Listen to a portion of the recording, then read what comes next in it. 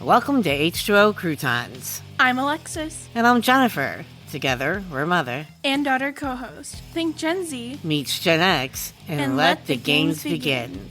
We're here to add a little crunch to your day with real talk on everything from A to Z. From pop culture and the latest news to deep dives on topics that you didn't even know you cared about, we've got you covered.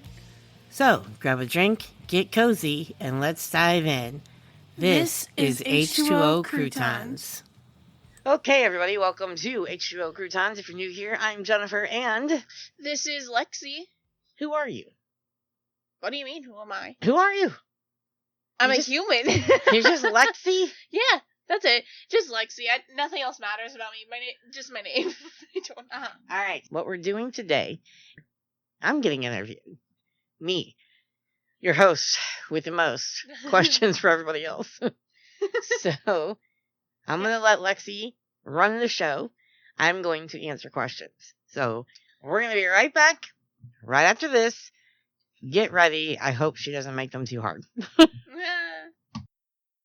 Welcome back. So, Mom, for the first question, what was your childhood like? What phase of my childhood are we talking about here?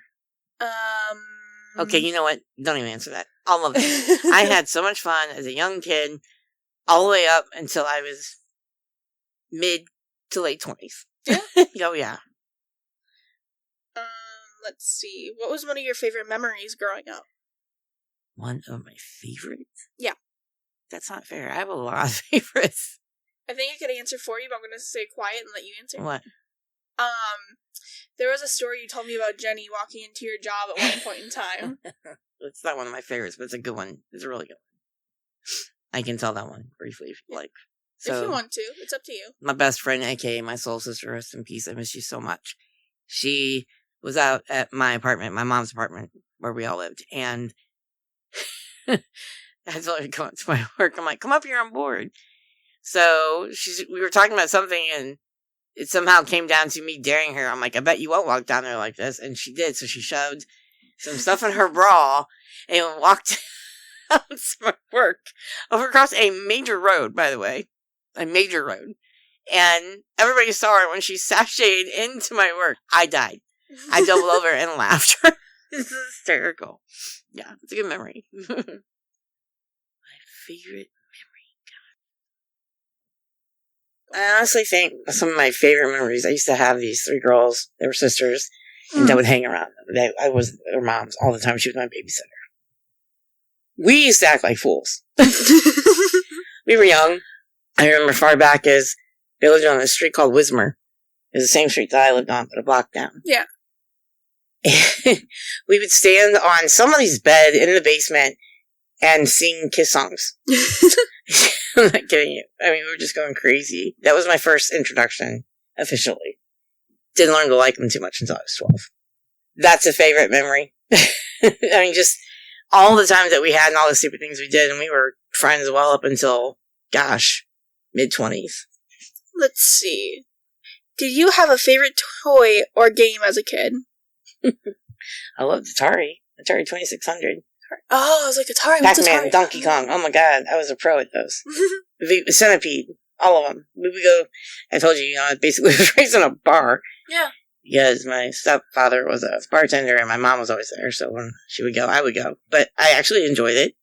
And we have these tabletops. When I say we, see how funny that is. We didn't own anything. We didn't even manage it, but I was there. But they had tabletop video games. Yeah. That's literally how I spent most of the time there. Between that and the jukebox, and then going in the kitchen and helping cook. I've only ever seen like one thing like that, but they're fun to play with. Man, I was a pro at that stuff. I was taking on adults when they were drinking. They were like, "Oh, I can't play with you." That's funny. Let's see. Was there something you wish you had done differently? Yes. I wish I would have decided to stay in school and not let what was going on in my life determine not to go. I am glad that I later on went to college, but I wish I would have been able to finish up, but life got in my way again. Yeah.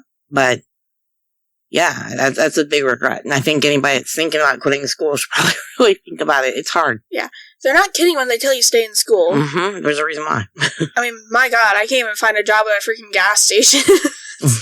It's frustrating. Or Taco Bell. Oh, you God. Taco Bell. Yo quiero Taco Bell. Anyway, let's see. What is the best advice you have ever had? I got a lot. You know who my grandfather is. Mm-hmm. He's full of advice. And it always started with, well, kid. And I'm 50 years old. He's still 52. Yeah. And he's still very much alive. And he still says, well, kid. I don't know. It wasn't from him, but there was someone that told me a long time ago, and I live by it now. Whatever you've done wrong, make it right. That's a good piece of advice. I like that. How did you meet my dad? Well, my cousin, as some of you know from a previous podcast, from actually one, not before this, but right before that. So 2 before this. My cousin, Amanda, was killed in Iraq. And I knew that she had a lot of people in Iraq that cared about her. So I made a memorial page on MySpace. That was a long time ago. And somehow they all just started finding me, and her page was just... There was a ton of people. Yeah. That just came flocking to her page. And your dad was one of them. And he says, hey, this is me, this is who I am. I met her for 10 minutes. Basically, what he was doing, she was doing, and they were switching spots. Kind of, yeah. I mean, not officially by any means, but just she was taking over, and she was picking his brain, and he knew she was just smart and beautiful.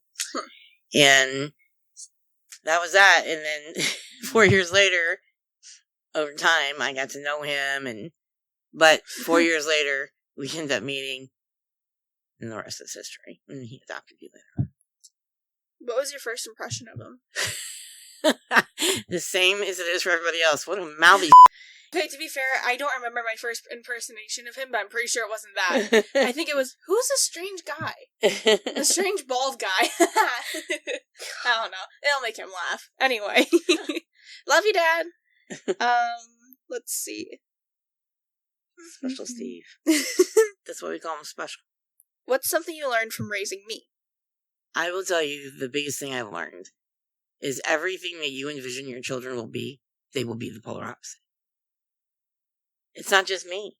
I'm not sure if that was a sting or not. You have this ideal in your head when you have a kid. Yeah. Of what you foresee. You get to know their personality, their character, and you see things about them, like maybe they draw really well, and you think, oh, they're going to grow up and do something artistic.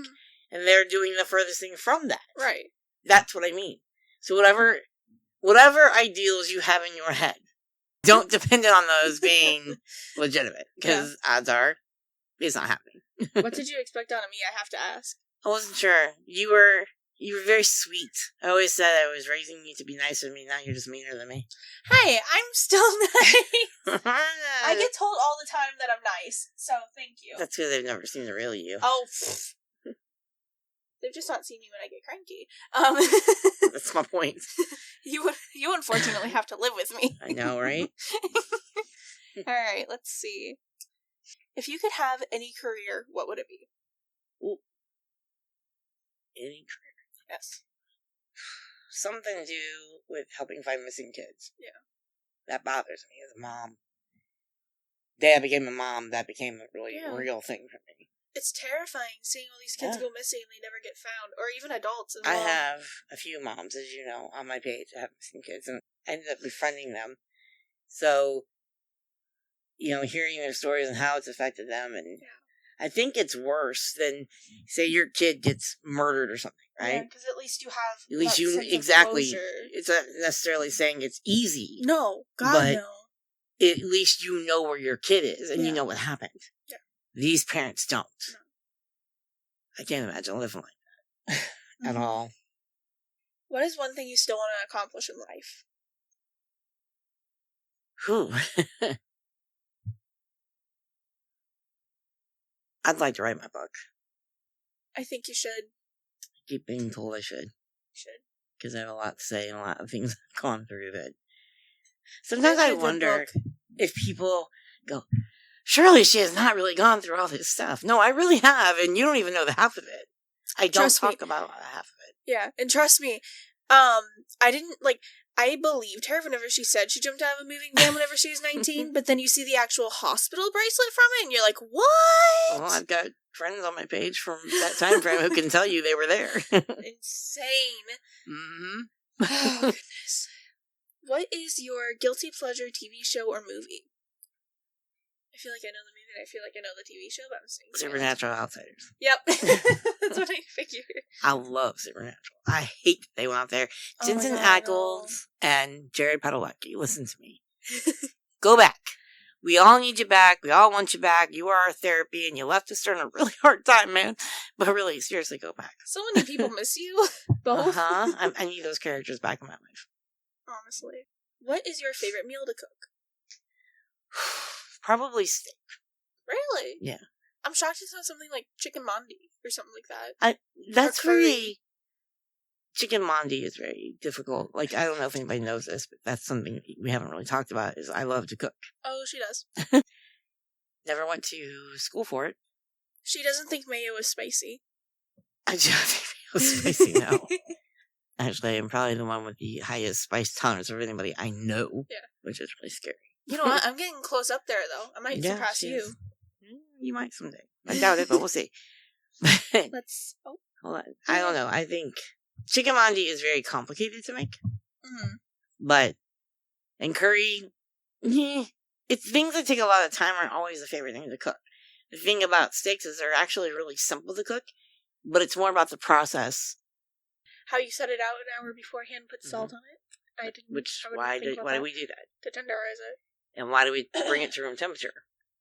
I don't know. That helps you get the right temperature when you're cooking. Because if you put in a cold steak in the pan, it's not going to reach the temperature that you want the way it should. That makes sense. And also, when you put a steak in the pan, listen to me now. When you put a steak in the skillet, leave it alone. Mm-hmm. Let it sit there for a few minutes. Get your pan nice and hot. Then put the steak in. Leave it alone. Yeah. Don't do anything. Makes sense. Get that crust on the bottom of the steak. Yeah. When it's ready to release, it will release, and you flip it over. It doesn't have brown on that steak. I'm not eating something that looks like my dark, gloomy gray sky. Oh my God. Do you remember that time? There was a time that I think we spent a night or so with Grandma, and we made steak that night, and I made her steak. Yeah, I made her steak, and it turned out great. And she's like, "Ew, I don't want a gray steak." I was like, "Jesus." Gray steaks. I'm sorry. You eat with your eyes before you do your mouth, Yeah. and I understood it, and I fixed it for you. Yes, thank you. But yeah, leave it alone, and when you're done with that side, you flip it the heck over, and when that's done, right when you get to about, I don't know, I would say about, I'd go anywhere between 3 and 5 degrees from where I'm trying to get to. Turn off the freaking stove, put butter in there, put garlic in there, and start basting the heck out of your steak. Do that for like a minute. Then sit it on something, tent foil it. That means like a tent. For 10 minutes. You bring You're calling me out there. You bring that steak out. All I used to do, and all I've ever done, is put salt and pepper on my steaks, and they come out tasting like delicious. Put some rosemary in there with your butter and your garlic when you baste it. Yum. Yeah, I do like that flavor a lot. Yeah, it's really good. Let's see. But that's more about technique. Yeah. Than it is the actual flavor. And all the ingredients. Yeah, because there's not very much. We will be right back after this break.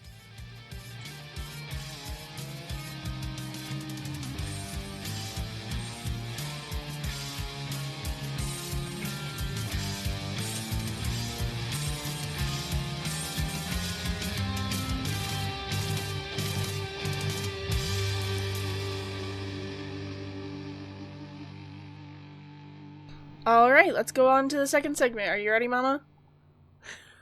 Mama. Mama. Hey, Mama. Okay, let's see. This is a funny one. What were you like as a teenager? Hellion. I lived by a philosophy of nothing else mattered in my world but fun. Nothing. I get that. Because, to me, those memories, I knew they were, those years, those time. You hear from your parents all the time growing up. You better do something now. It's going to go by super fast. And all I kept thinking was, Right. Well, I think my first job was a year-long. Second job, I worked there for 2.5 years. I always went there. I always went to work and did that. But it just became a central focus of my life to get out there, have fun. And I'm glad I did. Yeah. Because if I would have known then what I know now, I would have made even more. That makes sense. I get that. Yeah. What was your proudest moment as a parent? I think my biggest pride with you back in the day, okay? Because we all know I'm very opinionated. We all know that I'm not afraid to say it. But I was trying to raise you to be the same, but be nicer about it. Yeah. Because I've had a life where I'm just like, I don't care. Right. Right? But I wanted you to be vocal without taking people's crap. Right. And I was very proud of the fact that you were so sweet and nothing was tarnishing that until you had 6th grade, and it did. Yeah. Yeah. If you could give your younger self a piece of advice, what would it be? That is so much. I think I would just tell myself, get your college education, focus only on you, but worry about your future you. Because if you don't worry about your future you, nobody else will worry about your future you. And I'm proud of myself in the fact that, as I was mentioning before, I didn't take shit from anyone. Right. I've always stood my ground, and I'm glad I learned to get that backbone because it has saved me so many times. College, save money. Learn how to spend it better. When I was younger, I was not good at that at all. I was horrible at it. Don't worry, so am I. But you're way worse than I was. At least I could hold on to it for a while. You know what? It's not the first time I've been told that I have spending issues. So that would be key. Take the advice of older people because they've lived the life already. They already know. Yeah. You don't necessarily have to follow in the same footsteps, but keep it in mind. That makes sense. That is actually, I agree with that 110%. What is one thing you hope people will remember you for? Honestly, just that she knew what she was talking about. I give everything, as you all know, a lot of thought. But I think it's important that people do that because a lot of people just react on emotion or whatever, or little information. That saying with the military, trust but verify. I'm that person. I'm going to go double check every little thing that I can. Right. I have things on my notepad, hundreds of notes. Oh, yeah. And I collect them over time, and I finally just kind of draw up this synopsis of, hey, look, this is all pointing to that. And don't be blind to what you're seeing. A lot of people, and we're going through that right now, are blind to things that are right in front of their face. And don't be blind to things that are very evident because it doesn't suit your view. Say, and I'm just going to use this as an example, say that you are against racism, but you voted for Trump. Yeah. Okay? I'm sorry to say that he is. And I think most people know that. So you can't say that you aren't. You shouldn't be willing to put that to the side. You shouldn't ever put your morals to the side. Yeah. To suit your needs for other things. There's a thing of balancing the scales, but then there's just direct ignorance. And when you're choosing to be ignorant and choosing to be rude, I don't like it. I get that.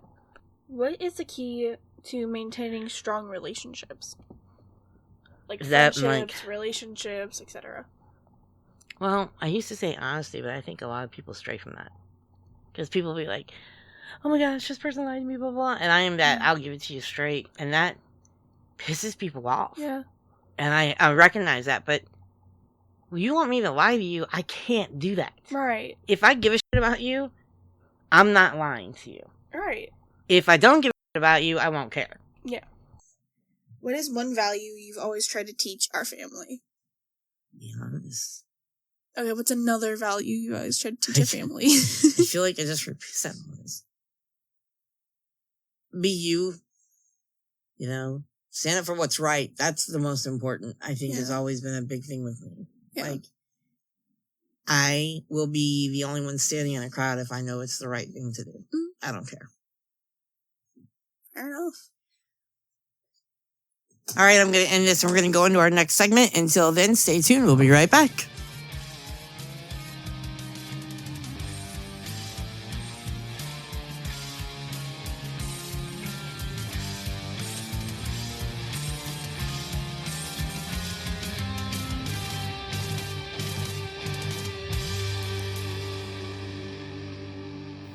Alrighty, and welcome back. So, for this next segment, Mom, there was an internet trend going around a little bit ago that was basically called I Met My Younger Self for Coffee.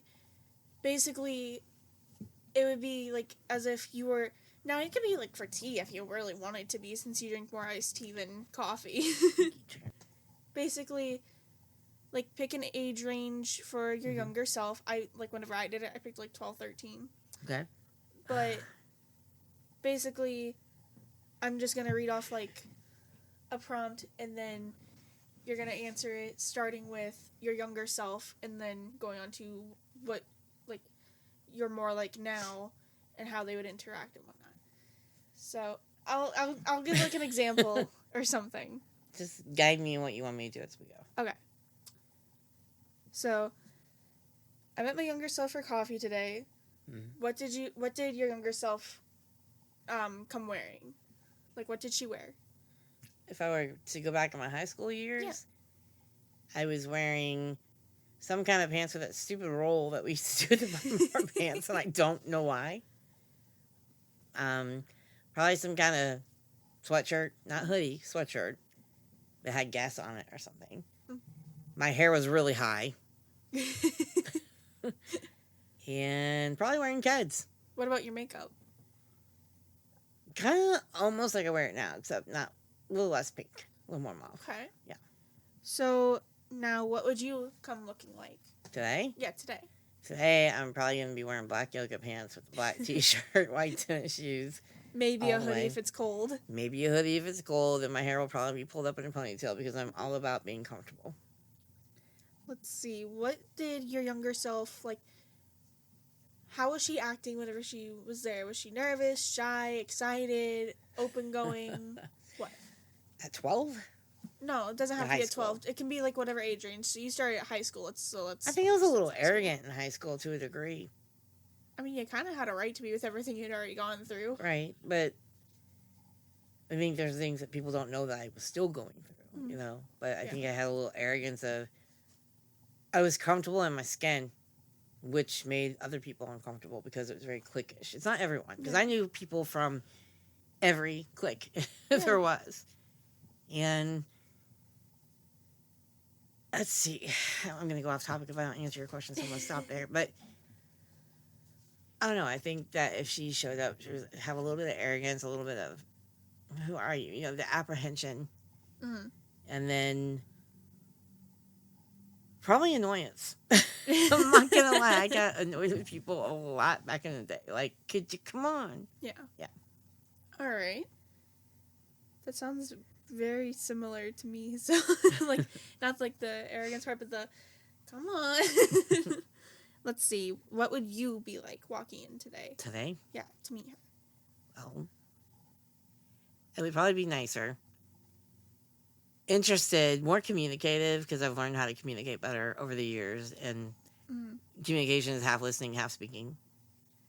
And I would definitely, I've learned to listen to other people and what they're saying. And sometimes you have to leave them there. And as a former dispatcher, I cannot help that. It is ingrained in your head.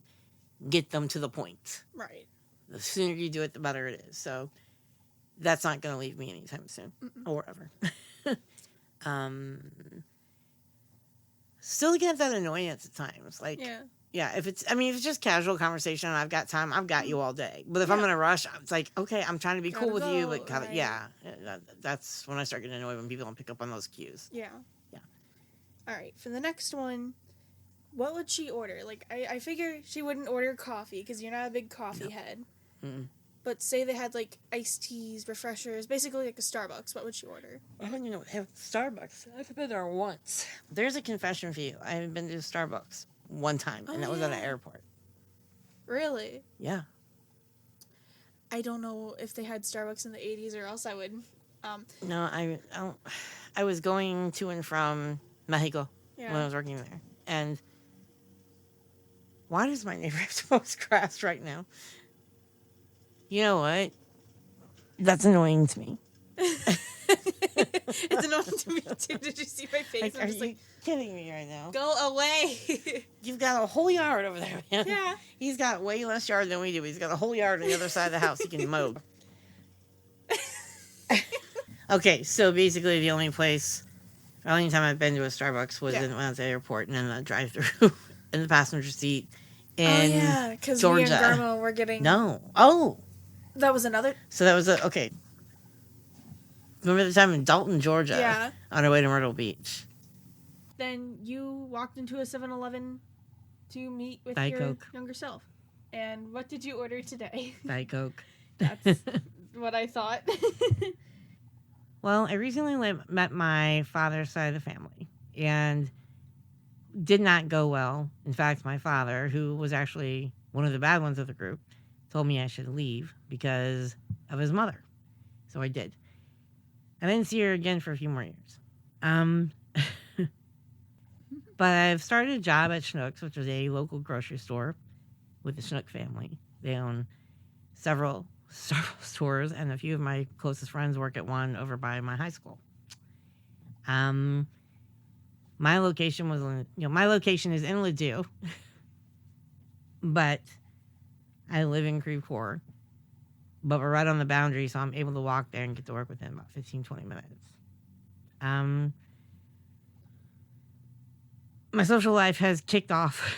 And when I started high school, I got invited to a senior party. That was fun.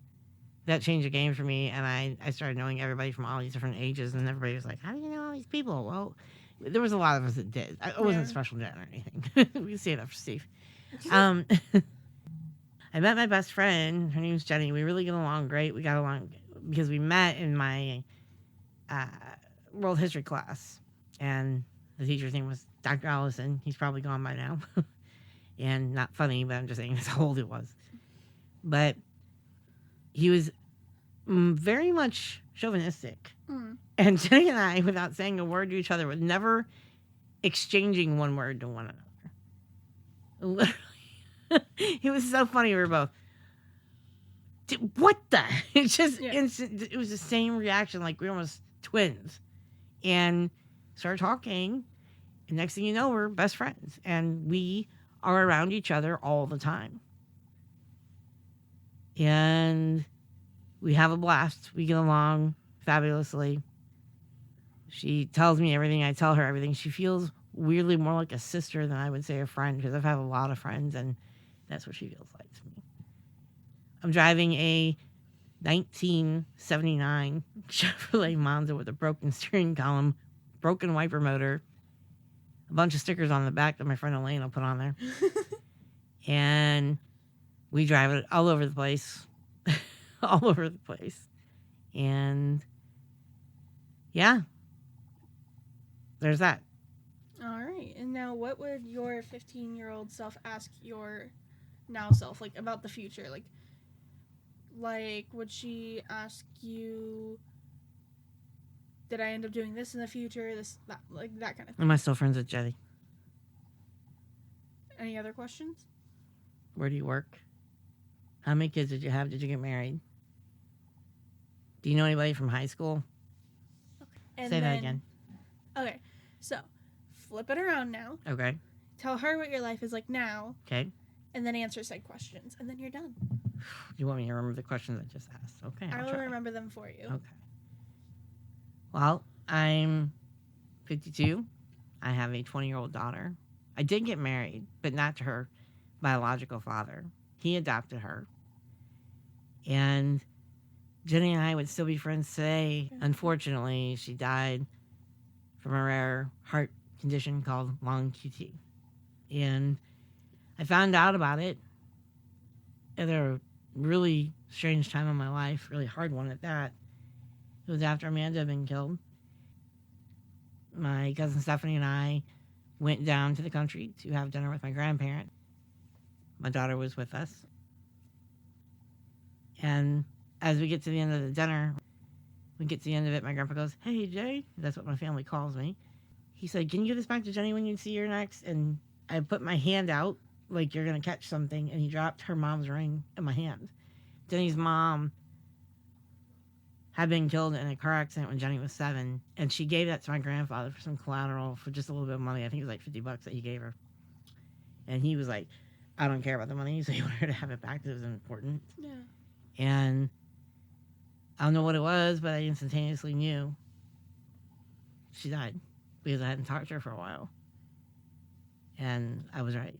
As soon as I got left out of there, I called her grandma's house where she was living. Her aunt answered, and she's like, "Oh my God, we were trying to get a hold of you and tell you. We didn't know how to get a hold of you. She died." And I'm like, what? Like, it was total shock. Mm-hmm. And we were on the phone for like an hour and a half talking about everything. And she told me, just so you know, that you're the one that saved her life. Because she had lost her mom and ended up having to move up here and get away from all her friends down there. And she didn't really have anybody that she was letting in. She let me in, and I guess I just gave her some kind of purpose. And we did that. So I would definitely bring that up. As far as working, I do a podcast where I'll be talking about the situation with my daughter. Yeah, I'll be all right. And you've gone through some crap. A lot. Be ready. Make better choices to lessen the load a little bit. But don't let it hold you down, because you're going to go through hell because of it. But hang in there. You'll come out on the other side. And you did get married. Shock and awe, I know. You must have said 1,000 times, "I'm never getting married, I'm never getting married." And then you end up getting married to a really mouthy son of a... Hi, honey. But it needed to be a strong man to put up with a strong woman. Because I'm very opinionated, and so is he. And we needed that to balance off each other. And I think that's what makes us... Thank you for tuning in. And, yeah. Bye-bye. Bye. Stay crunchy. I know you're saying that, but I'm saying it again. What? We're leaving it at that. Come join our website at www.h2ocroutonspodcast.com to keep up on all the latest. If you want to hear our new episodes a few days earlier and get exclusive access to members-only benefits, join our Patreon. For just $5 a month, you will get exclusive members-only benefits. After 3 months, we'll send you an H2O Croutons official sticker. You can also join our free mailing list to be notified of contests, upcoming episodes, and more. Please show your support by following us on our socials. Just search H2O Croutons on Facebook, Instagram, Snapchat, and more. To add us on Discord, search for h2o.croutons.podcast, all lowercase, and add us. If you have a question, need advice, or want to share your thoughts on any topic we discuss in our episodes, simply send us an email at h2oquestion@gmail.com. Or you can call or leave us a text at 1-786-505-2194. Again, that is 1-786-505-2194. H2O Croutons is syndicated on YouTube, Apple, Spotify, Amazon, SiriusXM, Pandora, iHeartRadio, Player FM, and more. Please make sure you like, follow, and review on your favorite platform. We truly appreciate each and every one of you. Stay crunchy! Welcome back. We are now sitting here with Special Steve. That's right. I said Special Steve. I'm Special Steve. Yay. So, he's going to ask me some questions. I'm trying not to use that voice throughout this whole thing. Almost. That one? That boy.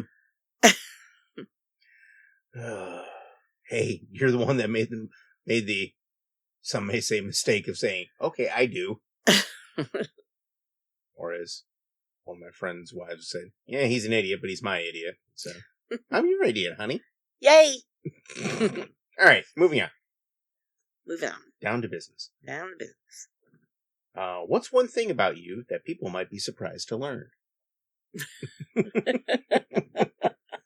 No, I don't know. As I've said in the past, not long ago, we recorded a lot of this already. And the mic was not hooked up to the digital mixer. The digital mixer was not hooked up, rather, to the laptop. Whatever. The computer. Anyway, cooking. Love it. Never was professionally taught. Just taught myself everything, as you well know. My belly has been happy while you've been learning, so I'm okay with it. Okay. Can you share a moment when you realized we were truly meant for each other? A moment? A moment. Oh.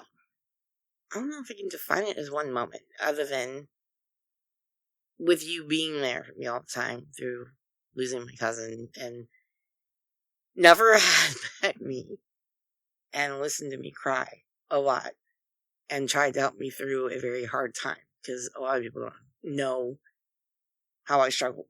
Mm-hmm. And you did. You never judged. You were just there.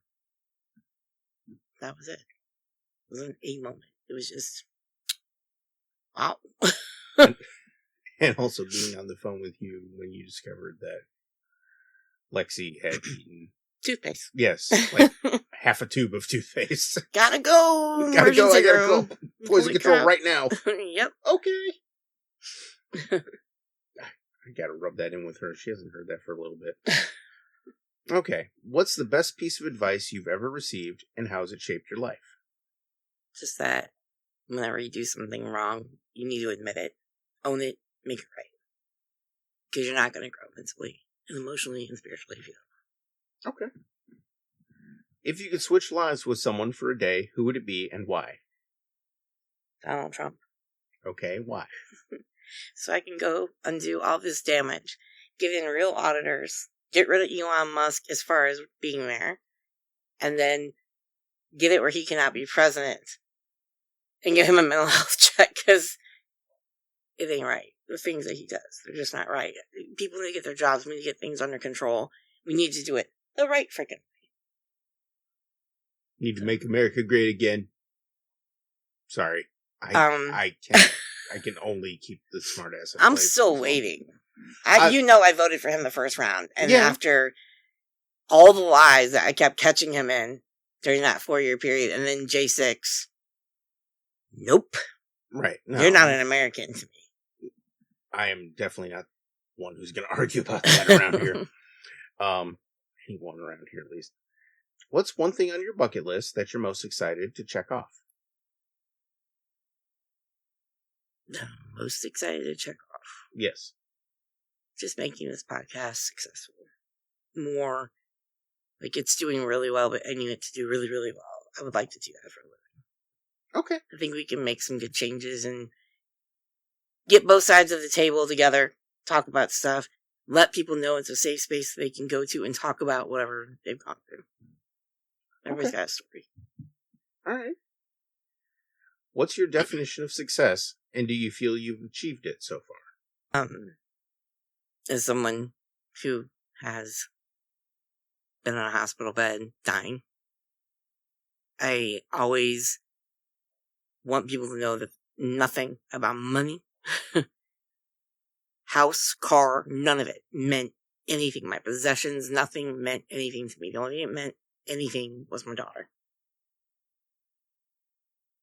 That's it. And I wish people could see that. And if you've been there, you already know. Because everybody has the same epiphany when they're laying there.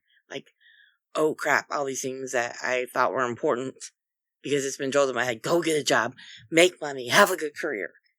It doesn't mean in the end. It just doesn't. All you can be worried about is who you are, your integrity, your character, and your morals, and just everything about that. That's what I feel like, yeah, I've been successful because I've grown to that. Okay. So, do you feel you've achieved it so far? Yeah. Okay. I think Jeez. so. That was very adamant. Yes. No, I already answered it. Well, I'm just trying to confirm. Jeez. I'm not a very good interviewer. Leave me alone. It's okay. I am special. You're a special thief. Okay. Yep, I'm going to skip that one. I'll come back to it. That may be a long one. Oh boy. How do you balance work, personal life, and hobbies? This is my work. It takes precedence over Loki mowing in the back. Yes, you are special, Loki. Anyway, this is my job now, but my job took precedence to a degree. It was important, but what was more important to me is family and friends. But I can still do that and manage it. There's always time for your job, but there's not always time for your family and your friends. Okay. And then personal hobbies becomes after responsibility. So I made a commitment to H2O Croutons. So that will come first over my hobbies. Okay. What's something you're currently passionate about that you would love to explore further? I think we've just covered that, but let's go ahead. Wait, well, I'm not sure what you're getting at. I thought you were talking. I was figuring you were going to say the podcast. Yes. Okay. It is fun, but I like it because it also gives. I'm going to be one of those people who are like, you're not just going to hear me talk, but if you've got something to say, I want to hear it. Everybody needs a platform. Some people don't want to start their own. And I don't care if it's something I don't agree with. As long as you're cool. If you're going to be a jerk, you don't get that. Okay, that's fair. And now the big one. Okay. What's been one of the biggest challenges in our relationship, and how did we work through it? Worked? You say that past tense. No. How did we work through it? Right. Yeah, okay. Well, you said worked. I'm like, I didn't say worked, Ed. How? Fine. How did we work? We have been trying to work through it. That'll in work. Our own way. Work. To answer it very honestly, if you're listening, sorry, George. It is literally how I've been blamed for a lot of stuff that has nothing to do with me when it comes to you and your parents not liking me for any valid reason. I've never done anything or said anything to them. I thought your dad liked me in the beginning for years. Because I used to say, if your dad needs a place to stay or something happened to your mom or something, he's more than welcome. Your mom, I couldn't figure her out. I wanted to get along with them so bad that it upset me terribly, as you well know. Mm-hmm. And you and I are very different that way in handling things because, I'll just go right to the, no, you're not going to do that. No, I'm not going to be okay with that. Whereas you were raised differently than I was. Right. And so you don't do as much as I would. Right. But it doesn't mean you're required to. No, I just cut people off. Yes. And that has been something I wish they would understand, that approach towards me is what made you pull back from them. Fair. So did it have something to do with me? Yes. But was it me? No, because I used to encourage you to talk. Mm-hmm. And I believe the phrase harping on me would be an accurate description. Yes. And they don't know that because they don't know me. So much has been done and said, it makes me just go, it's always why. If they could give me a valid reason, great. Was it because I was already a mom with a kid?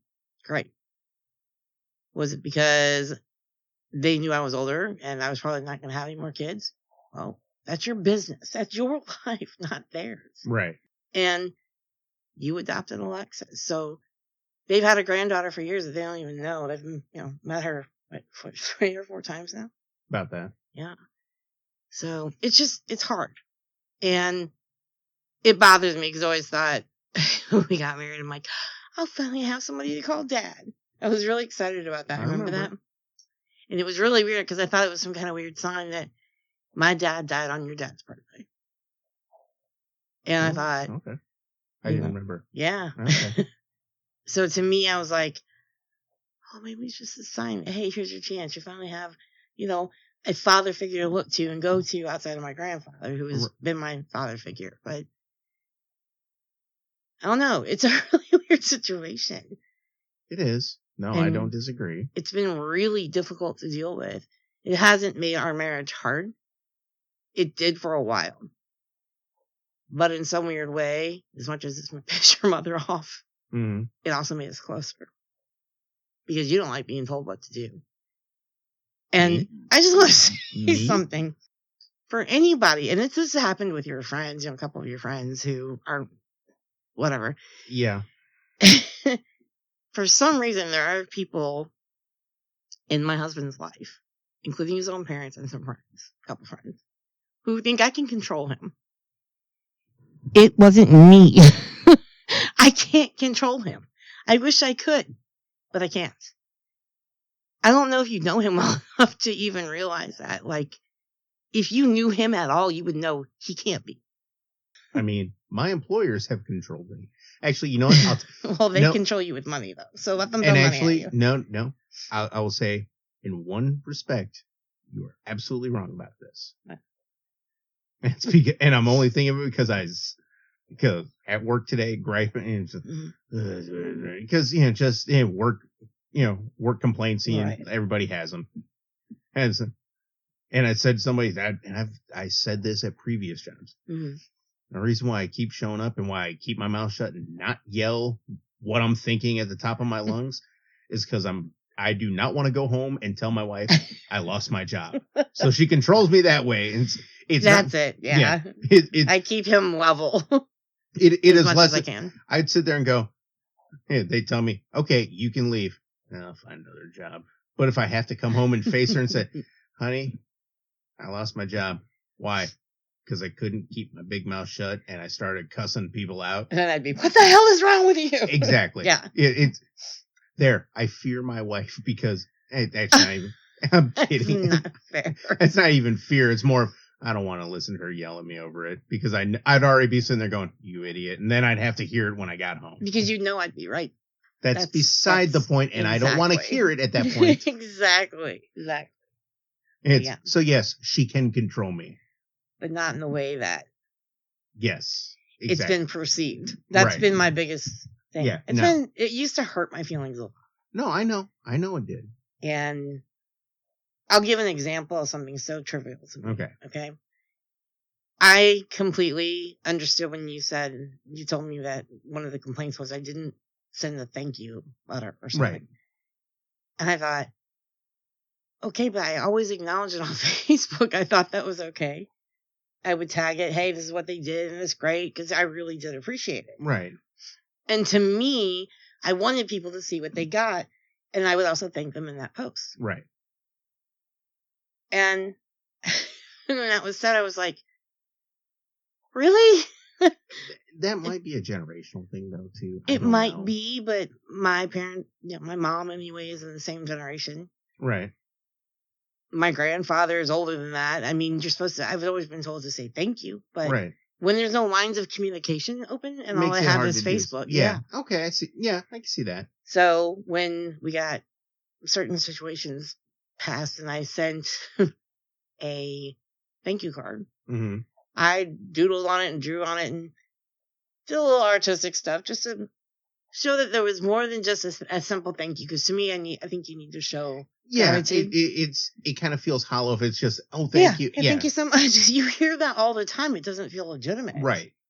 But I don't recall getting a thank you card when you sent stuff home when you went to home at Christmas one time or after Christmas. No. It works both ways. I see what you're saying. Don't expect me to do something that you're not willing to do. And if you have that problem with me, come to me. Right. Hey, you know what? This is where I'm from. This is how I'm looking at it. I would just yell, I don't need it. But that is something that made me go, what the fuck? This is just another thing that makes me go, why are we nitpicking to that degree? I see. Yeah. And it's not to be rude. I just don't understand it. So can maybe we sit down and talk about it? I'd rather have that than this, there's another thing we're mad about. I'm not that person. I am mouthy, I'm opinionated, but I'm nicer than you to a degree. There are things that I am obviously much more pissy about, for Right. lack of a better terminology. Just because you are more mouthy about it, And I have than more. I am, doesn't mean that that I'm the nicer one. No. No. Because when I do, Because I'm the one that's definitely more confrontational about stuff. There's Right. no question. But I'm also the most reasonable, which is a really weird thing to say. no, I get it. Yeah. So come to me, send me an email, send me a message on Facebook and go, hey, can we talk for a little bit? Sure. Let me call you up. Let's Right. talk. Hey, you did this and it kind of bothered me. Oh my God, I'm so sorry. It's that simple to me. Because to me, I'm going, well, those are his parents. I don't want him to feel that way. Right. But we've been married for 13 years. Hold on, I'm doing the math. It's 14. almost 14. Yeah. So, Wait, how old's the cat? That's these low-key we're gonna be like, Wow, now we so gotta do good. math. Yeah. Yeah. I'm 1 year older than Cadence or something. Yeah. Close. Yeah, it's weird. Mm-hmm. It's a really weird situation. But, my family, he's mouthy. They don't like that either because he's very vocal when it comes to politics. And that wasn't liked. But it was I'm not going to be Facebook friends with you because Right. they don't want to read it. It wasn't, we're going to be ignorant to you. Right. So I'm like, and they actually, for lack of better words here, had a reason to be pissed at you at one point. Fair. And I'm not going to go into details. It's not even important. It's just the fact that even through that, they managed to be civil with you. Mm-hmm. I never got that same respect. No. Yeah. That's what it is. I always hear about your family. I always hear about your hometown. I'm like, I don't even know these people. Right. And we've been together so long. Right. Holy cow. I mean, I didn't picture it this way at all. Neither did I. Yeah. I always thought we'd have your parents here for Christmas or something. And yeah. Didn't get that. Okay. I'm out of questions. So, with that, Mhm. we're going to wrap up this thing. Anyway, thank you for tuning in. Catch you on the next one. Until then, I'm out of here.